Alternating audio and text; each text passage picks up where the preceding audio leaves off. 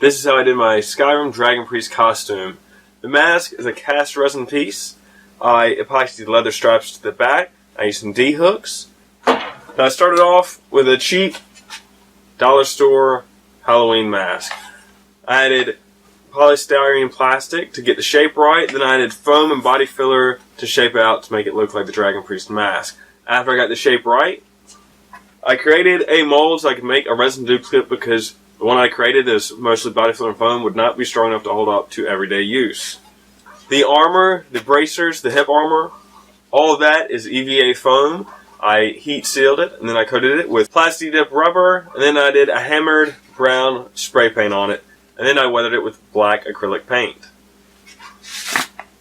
Each bracer has an elastic strap hot glued to it in 2 places. This helps keep the sleeves in place because they just kind of flop all over the place if they're not secured.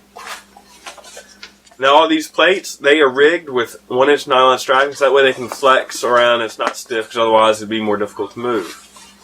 This was done the same way, hot glued together, then I heat sealed it, plasti dip rubber coating, and then hammered metal spray paint finish. Then I did a little bit of black acrylic to weather it. Now my favorite part of the costume is the daggers. I got loops in the back of the robe where I can pull them out, then I can hide them when I need to. These daggers are resin. I created the original out of wood and plastic. Then I created a silicone rubber mold, and these are resin plastic with a bronze finish, and then acrylic paint to weather it, make it look a little aged. The hood and this center strip is one piece. It goes over the robe, it hides the zipper on the front.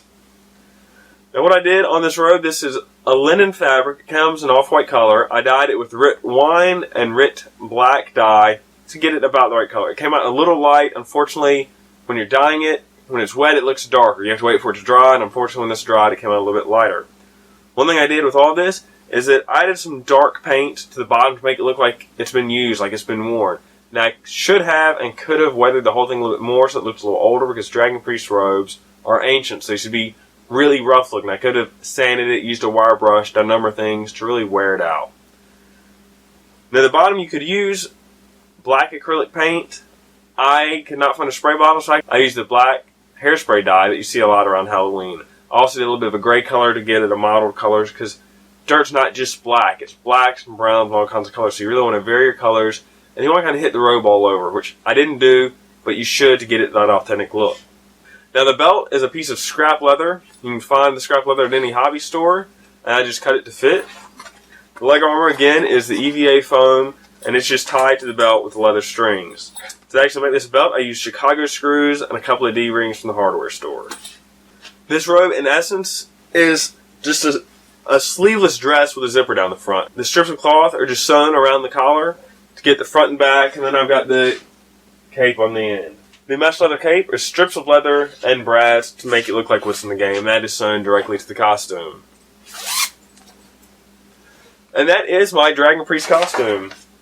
It does take a little bit of time to make this, but this is a quick rundown of what I used and how I put it together. So if you decide to make your own Skyrim Dragon Priest costume, let me know. I would love to see it.